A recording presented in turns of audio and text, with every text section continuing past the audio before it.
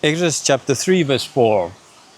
When the Lord saw that he turned aside the sea, God called to him out of the bush, Moses, Moses.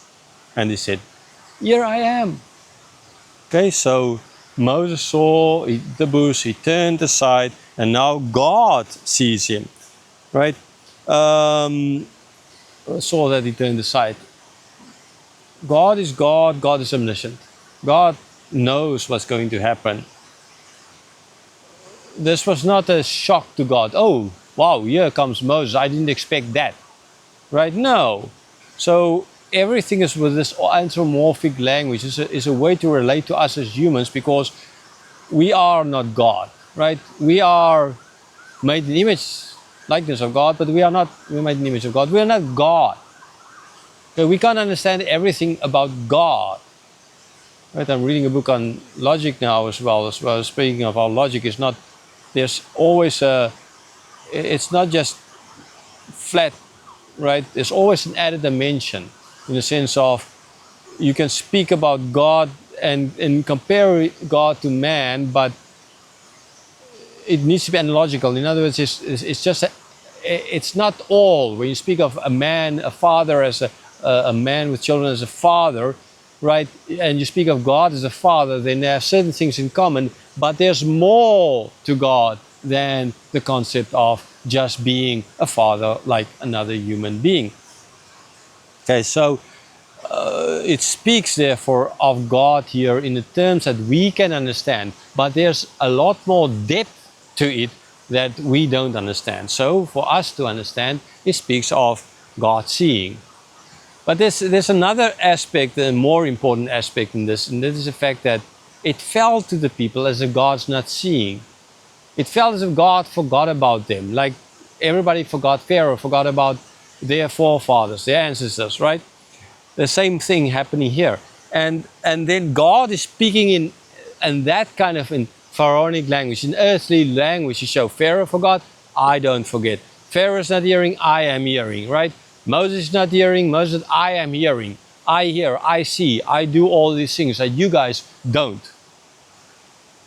Okay, that is then ultimately what this is about. So it's not that God had to learn anything new. God is omniscient, he knows everything. God knew, right? It wasn't a shock to him. He was preparing Moses for this from birth, even before his birth, right? From the days of Adam and Eve, God was preparing for the birth of Moses, as he was preparing for the birth of his son, as he was preparing for your birth, even if you are just kind of a normal human being. But no human being is normal, because we're all made in the image of God. So God saw this, God called out to him by name. Okay, just imagine the bush started speaking to you and knows your name. I mean, I can't even remember people's around me's names. Man, and here God, after they told me, okay, I actually met a guy this morning whose name I can remember, because he's but actually now I forgot his name. I mean, I know part of his name. Abbas. Yeah, Abbas. Right? Because, Abba Father. So his name is Abbas, and he's a refugee from Afghanistan kind of idea. Right? But, so yes, but in general, I mean, I forget names the second somebody tells me, except if it's a name like this, in this case. Okay? And here you have a bush speaking, and this bush not only speaking, this bush knows your name. Okay, that sure is different than. So if these people were trying to imply that this is just a natural occurrence, then have you ever seen bushes speaking? And if you have you ever seen a bush speaking that knows your name? Except if somebody put a microphone or a speaker in there, and he was sitting there behind some other bush hiding, and you're playing a prank on you, kind of idea. No, that happened. Okay, but there had no microphones or no loudspeakers those days, so this is not what's happening here, right? Yeah, I used the example as well there in Peter Golf, how that guy is opening and closing the water, and the kids sing behind the back of the kids, and I think that it depends on the stone they're stepping on, kind of idea. So Moses, God calling out to Moses, and Moses answers, here I am. Okay, there's lots of I ams here. But see, Moses is speaking of here and now. I am here. right? Here I am, okay? He's just speaking of yesterday, he was not, here I am. The day before, here I was, right? Tomorrow, here I'm going to be. Or, right? Now, here I am. At that specific moment, as he utters the words. But it's going to be different for God. God is not the then only a here I am, but God is the I am because he is always. Verse 5. Then he said, do not come near. Take your sandals off your feet, for the place in which you're standing is holy ground. Okay, no, this is not sandals, right? This is flip-flops. But yeah, kind of something taking off. Luckily, easy to take off your feet. Now, this might not have been that easy to take off because we were tied to ropes, kind of tied to on his feet. So it's a bit more difficult than just kicking off flip-flops. Anyhow, so he had to take off his shoes. Why? Because he's standing on holy ground. So first, before he could come near, because God's saying, do not come near. Okay? Do not come near. So until he has taken off the shoes, and only then can he come near. It's like I mentioned this morning in church, we spoke about the fear of God in the introduction part, and I'm going to speak about that whole concept of fear of God more in this chapter, right? But before Moses could get to God, he first had to take off his shoes.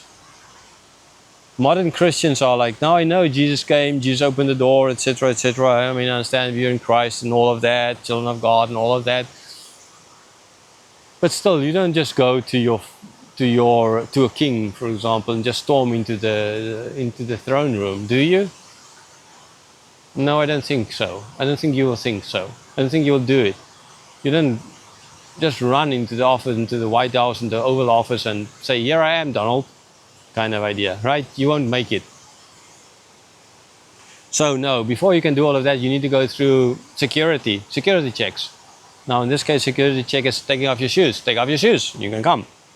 Not before that. I am holy. Why? Because I'm holy, this ground is holy. Well, actually, in a certain sense, everywhere is holy because God created everything, right? And God is everywhere. So in that sense, everything is holy. But that concept of holiness and our understanding of holiness differs, okay? Because we are like, holy is like as if this piece of land here is shining, kind of. Okay? It's not shining, but that doesn't make it not holy. It's been darkened by sin, but it's still God's. God still made it. It belongs to God. Doesn't matter how many people and sin has been committed in this specific part. It's still God's. Everything belongs to God. So this is holy ground. Now just why? Because I remember like in Russia in the Baptist church when someone was, for example, baptized in a lake, then that water turned holy. At least for that time, while they're in the water. And or communion, the bread now turns holy, and now other people are not allowed to kind of, after what's left of the bread, eat of it. Anyhow, a different topic, a different day.